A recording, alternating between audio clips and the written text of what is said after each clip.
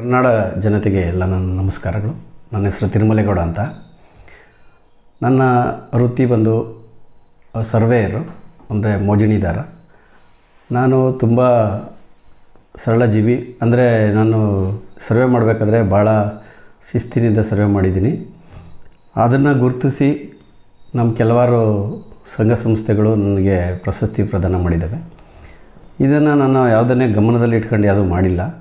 But ಏನು ಇದನ್ನೆಲ್ಲ ಬಂದು ಇಲ್ಲಿ ನನಗೆ ಕೊಡ್ತಾ ಇರಬೇಕಾದ್ರೆ ನನಗೇನು ಅನ್ನಿಸ್ತದೆ ಅಂದರೆ, ಒಂದು ಸಾಧನೆ ಮಾಡಬೇಕಂತಂದರೆ ಅಥವಾ ಒಂದು ಏನಾದರೂ ಉತ್ತುಂಗ ಸ್ಥಿತಿಗೆ ಓದಬೇಕಾದ್ರೆ ನಿಖರವಾದ ಆಸಕ್ತಿಯುಳ್ಳ ಕೆಲಸ ಮಾಡಿದ್ರೆ ಮಾತ್ರ ಇದು ಸಾಧ್ಯ ಅಂತ ನನ್ನ ಮನವರಿಕೆ.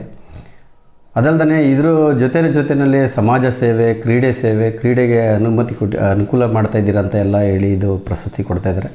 ಅದು ನಾವು ಭೂಮಿಗೆ ಬಂದ ಮೇಲೆ ನಮಗೆ ಮಾಡಬೇಕಾಗಿರೋಂಥ ಕರ್ತವ್ಯ. ಯಾವುದೇ ಒಂದು ಸಮಾಜ ಜೊತೆ ಬೆರೀಬೇಕಾದ್ರೆ ನಾವು ಅಕ್ಕಪಕ್ಕದವ್ರ ಜೊತೆಲೇ ಸೃಜನಶೀಲ ಸಂಬಂಧ ಇಟ್ಕೊಂಡು ಹೋಗಬೇಕು.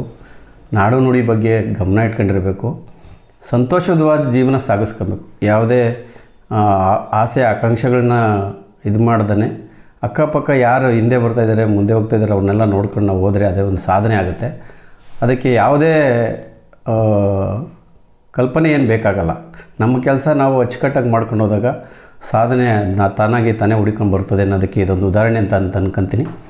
ಇದಕ್ಕೆ ಒಂದು ನನಗೆ ಅನಿಸಿದ್ದು, ನನ್ನ ಗುರುಗಳಾದ ನಮ್ಮ ವಿಜಯ್ ಸರ್ ಅವರು ಇವಾಗ ಜ್ಞಾಪಕ ಬರ್ತಾರೆ. ಹೆಂಗೆ ಅಂದರೆ, ಅವರು ಸಾಧನೆ ಅಂತಂದರೆ ಅವರು ಯಾವುದ್ರ ಬಗ್ಗೆನೂ ಇದು ಮಾಡಲ್ಲ. ನಾವು ಕಲ್ತಿರೋದೇ ಅವ್ರ ಕಡೆಯಿಂದ. ಯಾಕೆಂದರೆ ಯಾವುದು ನಮಗೆ ಬರುತ್ತೆ, ಯಾವುದು ನಮ್ಗೆ ಹೋಗುತ್ತೆ ಅಂತ ಏನೋ ಅವರು ಯಾವುದು ಗುರಿ ಇಟ್ಕೊಳ್ದೇ ಮಾಡ್ತಾರೆ. ಮಾಡೋ ಕೆಲಸ ಒಳ್ಳೆಯದಾದರೆ ಚಿಕ್ಕದಾಗಲಿ ದೊಡ್ಡದಾಗಲಿ ಒಂದು ಸಾಧನೆ ಆಗಿ ಅದು ಕ್ರಿಯೇಟ್ ಆಗುತ್ತೆ. ಉದಾಹರಣೆಗೆ ನಮ್ಮ ವಿಜಯ್ ಸರ್ ಏನು ಮಾಡ್ತಾರೆ ಅಂದರೆ, ಒಂದು ವರ್ಕೌಟ್ ಗ್ರೂಪ್ ಅಂತ ಅಂಬೇಡ್ಕರ್ ಗ್ರೌಂಡಲ್ಲಿ ಮಾಡ್ತಾರೆ.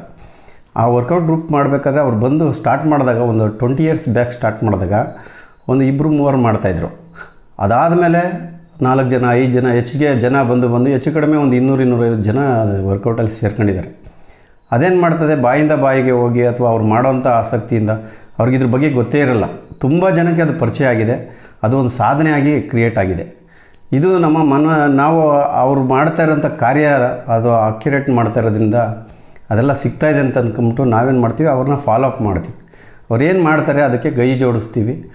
ಇದೇ ಥರ ನನ್ನ ಸ್ನೇಹಿತರುಗಳೆಲ್ಲ ಕೈ ಜೋಡಿಸಿ ಅದು ಆ ಸಾಧನೆ ನಮಗೂ ಎಲ್ಲ ಒಂದು ಕಡೆ ಈ ಥರ ಎಲ್ಲ ಪ್ರಶಸ್ತಿ ಕೊಡೋ ಥರ ಮಾಡಿದೆ.